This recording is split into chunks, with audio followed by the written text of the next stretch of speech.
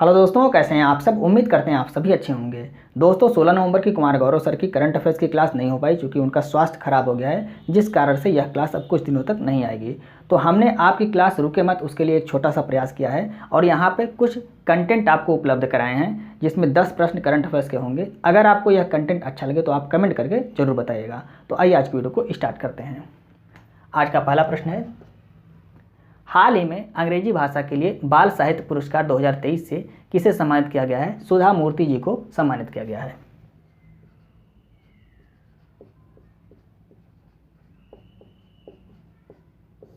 सुधा मूर्ति जी को अंग्रेजी भाषा के लिए बाल साहित्य पुरस्कार 2023 से सम्मानित किया गया है। सुधा मूर्ति जी कौन है? ये इन्फोसिस फाउंडेशन की अध्यक्ष हैं और जो ब्रिटेन के प्रधानमंत्री हैं कौन है? ऋषि सुनक, उनकी सास भी हैं। कौन है? सुधा मूर्ति जी उनकी सास हैं।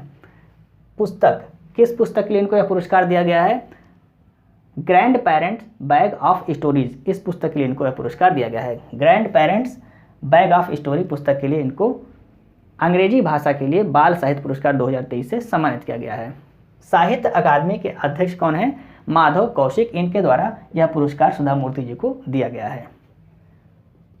हिंदी भाषा के लिए बाल साहित्य पुरस्कार 2023 किसको दिया गया है? ये इंग्लिश भाषा का था, सुधा मूर्ति जी को दिया गया है। और हिंदी भाषा का बाल साहित्य पुरस्कार 2023 किसको दिया गया है? सूर्यनाथ सिंह, इनको दिया गया है। किसके लिए?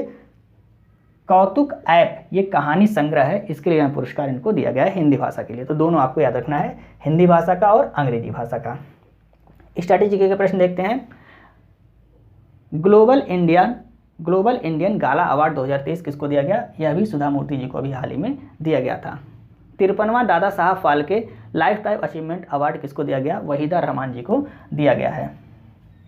गांधी शांति पुरस्कार 2023 से किसे सम्मानित किया गया है? गीता प्रेस गोरखपुर को सम्मानित किया गया है। ग्रैमी अवार्ड 2023 से किसको सम्मानित किया गया है? रिकी केज जी को दिया गया है। किसके लिए? डिवाइन टाइड्स एल्बम के लिए यह पुरस्कार इनको दिया गया है। तो सभी इंपॉर्टेंट आपको याद रखना है। पुरस्कार से संबंधित हमने एक अलग से वीडियो बनाई हुई है, जिसका लिंक आपको वीडियो के एंड में जो प्लेलिस्ट आएगी वहां पर आपको मिल जाएगा। नेक्स्ट प्रश्न देखते हैं।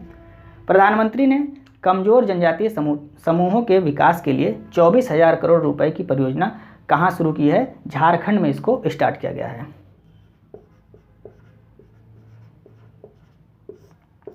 झारखंड में कहां से स्टार्ट किया गया है? तो झारखंड के खूंटी से इसको स्टार्ट किया गया है, अभी आपको याद रखना है। उद्देश्य क्या है इसका? पीवीटीजी क्षेत्रों में सड़क, बिजली, स्वच्छ पेयजल, आवास, दूरसंचार सुविधाएं उपलब्ध कराना, ये इस परियोजना का उद्देश्य है। पीवीटीजी का मतलब क्या होता है? पर्टिकुलरली वुल्नरेबल ट्राइबल ग्रुप्स, ये इसका फुल फॉर्म होता है। यानी जो कमजोर जनजाति समूह हैं उनके लिए यह परियोजना स्टार्ट की गई है और उन क्षेत्रों में सड़क, बिजली, स्वच्छ पेयजल, आवास, दूरसंचार सुविधाएं उपलब्ध कराना, ये इसका उद्देश्य है। कब स्टार्ट किया गया इसको? तो बिरसा मुंडा जी की जयंती पर इसको स्टार्ट किया गया है। बिरसा मुंडा जी की जयंती कब मनाई जाती है? 15 नवंबर को मनाई जाती है। प्रतिवर्ष 15 नवंबर को बिरसा मुंडा जी की जयंती मनाई जाती है और इसको किस नाम से जाना जाता है? जनजातीय गौरव दिवस के नाम से इसको जाना जाता है। अभी आपको नोट करना है, इंपॉर्टेंट है। इसी दिन पीएम पीवीटीजी मिशन को भी स्टार्ट किया गया है। स्ट्रैटेजी के प्रश्न देखिए। हर घर गंगाजल योजना ये कहाँ पर स्टार्ट की गई है? बिहार में इसको स्टार्ट किया गया है। अम्मा और बहनी योजना ये सिक्किम सरकार द्वारा स्टार्ट किया गया है। आपको कमेंट करके बताना है पीएम विश्वकर्मा योजना ये कब स्टार्ट की गई, ये आपको कमेंट करके बताना है। यहाँ पर आपको कमेंट करना है एबेल पुरस्कार 2023 किसको दिया गया, ये पहले प्रश्न में आपको कमेंट करके बताना है। और दूसरे प्रश्न में पीएम विश्वकर्मा योजना कब स्टार्ट की गई, इसको आपको कमेंट करके बताना है। आइए हम नेक्स्ट प्रश्न को डिस्कस करते हैं। तीसरा प्रश्न है, एक दिवसीय क्रिकेट में सर्वाधिक शतक लगाने वाले बल्लेबाज कौन बन गए हैं? विराट कोहली ये एक दिवसीय क्रिकेट में सर्वाधिक शतक लगाने वाले बल्लेबाज बन गए हैं।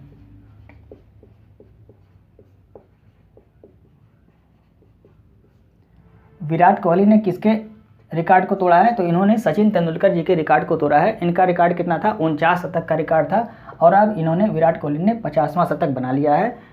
तो विराट कोहली ने शतकों का अर्धशतक अब बना लिया, यानी कि 50 शतक इन्होंने बना लिया है और 50वां शतक वानखेड़े स्टेडियम में न्यूजीलैंड के विरुद्ध यह शतक इन्होंने बनाया है। 279वीं पारी में 50वां शतक विराट कोहली ने अपना लगाया है। स्ट्रैटेजी के प्रश्न देखिए। ICC cricket hall of fame में शामिल होने वाले भारतीय कौन से हैं? तो 3 लोग आईसीसी हॉल ऑफ फेम में शामिल हुए हैं, जिसमें वीरेंद्र सहवाग और डायना एडुल्जी ये भारत के हैं और अरविंद डिसिल्वा ये कहाँ के हैं, ये श्रीलंका के हैं। तो 3 लोग ICC cricket hall of fame में शामिल हुए हैं, जिसमें से भारतीय कौन है, तो 2 भारतीय हैं, वीरेंद्र सहवाग और डायना एडुलजी, आपको याद रखना है।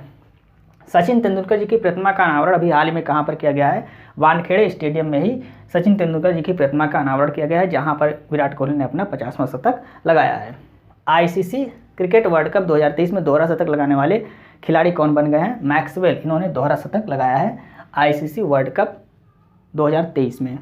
आईसीसी क्रिकेट वर्ल्ड कप 2023 का शुभंकर क्या है, क्रिप्टोवर्स इसका शुभंकर है। आयोजन कहाँ पर हो रहा है, भारत में इसका आयोजन हो रहा है। इसमें ग्लोबल एम्बेसडर कौन है, आपको कमेंट करके बताना है। एम्बेसडर कौन है, तो आईसीसी क्रिकेट वर्ल्ड कप 2023 के ब्रांड एम्बेसडर शाहरुख खान है, लेकिन इसमें ग्लोबल एम्बेसडर कौन है, ये आपको कमेंट करके बताना है। नेक्स्ट प्रश्न देखते हैं।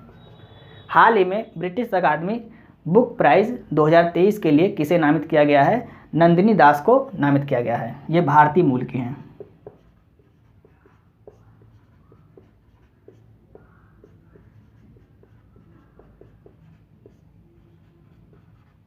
नंदिनी दास ये भारतीय मूल की हैं। इनको ब्रिटिश अकादमी बुक प्राइज़ 2023 के लिए नामित किया गया है। पुस्तक कौन सी है इनकी, तो पुस्तक है courting India, England, Mughal India and the origins of empire, ये इनकी पुस्तक का नाम है। इसके लिए इनको ब्रिटिश अकादमी बुक प्राइज़ 2023 के लिए नामित किया गया है। पुरस्कार की राशि इसमें कितनी दी जाती है, तो इसमें 25,000 पाउंड पुरस्कार की राशि होती है, इसमें दी जाती है। स्ट्रैटेजी के प्रश्न देखिए।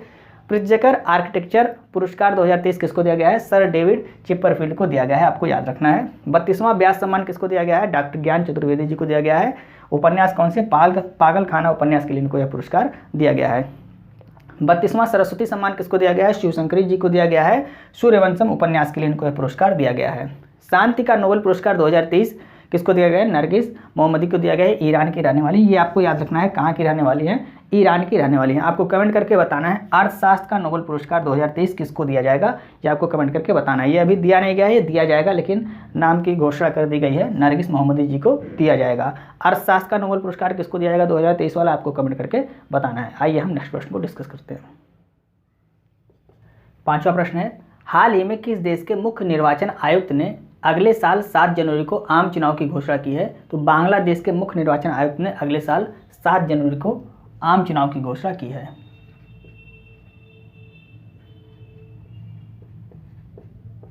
बांग्लादेश आपका राइट आंसर हो जाएगा। तो बांग्लादेश के मुख्य निर्वाचन आयुक्त ने अगले साल 7 जनवरी को बांग्लादेश में आम चुनाव की घोषणा की है। बांग्लादेश के प्रधानमंत्री वर्तमान में कौन है, शेख हसीना जी, ये वर्तमान में बांग्लादेश के प्रधानमंत्री हैं। किस पार्टी की हैं, तो आवामी लीग पार्टी इनकी पार्टी का नाम है। आवामी लीग पार्टी की प्रधानमंत्री कौन है, शेख हसीना जी हैं। राजधानी क्या है बांग्लादेश की, ढाका राजधानी है।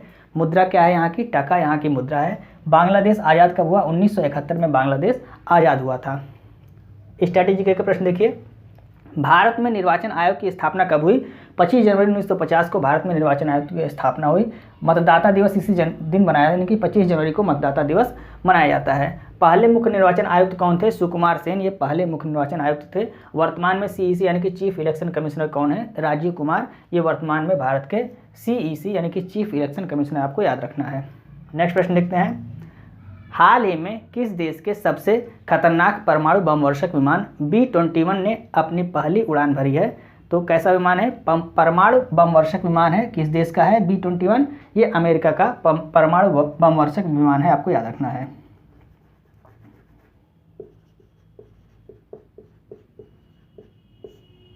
अमेरिका का परमाणु बम वर्षक विमान नाम क्या है, B-21 इसका नाम है। इसने अपनी पहली उड़ान भरी है, इसलिए चर्चा में है।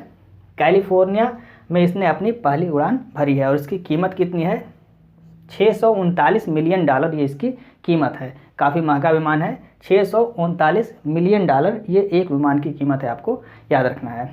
तो याद रखना है B-21 क्या है, ये परमाणु बम वर्षक विमान है। कहाँ का विमान है, अमेरिका का विमान है। स्ट्रैटेजी के प्रश्न देखिए। ओरान क्या है, ओरान इजराइल का ड्रोन है। ओरान क्या है, ये इजराइल का ड्रोन है। हाल ही में भारत ने डोर्नियर 228 विमान किस देश को दिया है, श्रीलंका देश को भारत ने डोर्नियर 228 विमान दिया है। हाल ही में C295 विमान भारत ने किस देश से खरीदा है, स्पेन से खरीदा है।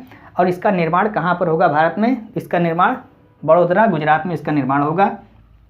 56 विमान की डील की गई है, जिसमें से 16 विमान स्पेन से आएंगे और 40 विमान का निर्माण ये भारत में होगा। भारत में कहाँ पर होगा? बड़ोदरा गुजरात में इसका निर्माण होगा। कौन सी कंपनी इसका निर्माण करेगी? टाटा और एयरबस कंपनी मिलकर इसका निर्माण करेंगे, यह भी आपको नोट करना है।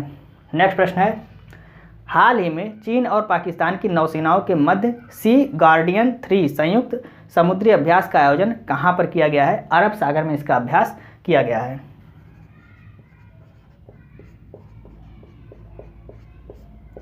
अरब सागर में इसका अभ्यास किया गया है।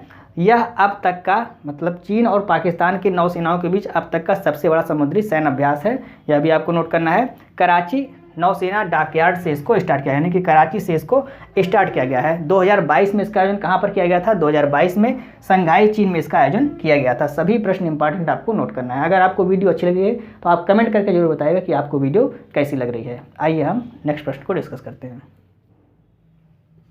8वां प्रश्न है, हाल ही में किस देश में 800 से अधिक भूकंप के झटकों के बाद ज्वालामुखी विस्फोट का खतरा देखते हुए इमरजेंसी की घोषणा की गई है? आइसलैंड में इसकी घोषणा की गई है।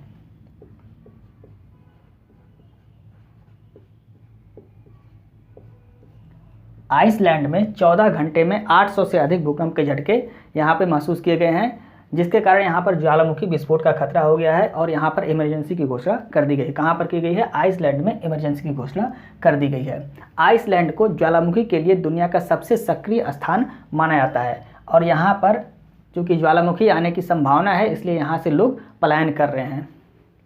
आइसलैंड की राजधानी क्या है? रेक्याविक। रेक्याविक ये आइसलैंड की राजधानी है। मुद्रा क्या है? क्रोना मुद्रा। ये 2019 वाला कोरोना नहीं है, क्या है? क्रोना। मुद्रा क्या है? क्रोना, आपको याद रखना है। स्ट्रैटेजी के प्रश्न देखिए।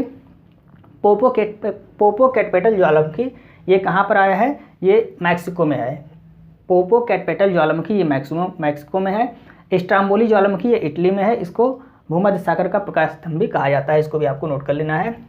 येलो स्टोन ज्वालामुखी ये अमेरिका में है। मोनोलोवा ज्वालामुखी ये हवाई द्वीप अमेरिका में है। और माउंट सिनामुंग, माउंट मेरोपी और क्राकाटोआ ज्वालामुखी ये तीनों कहाँ पर है? इंडोनेशिया में स्थित हैं, आपको याद रखना है। नेक्स्ट प्रश्न देखते हैं। हाल ही में भारत ओपेक ऊर्जा वार्ता की 6वीं बैठक का आयोजन कहाँ पर किया गया है? ऑस्ट्रिया में इसका आयोजन किया गया है।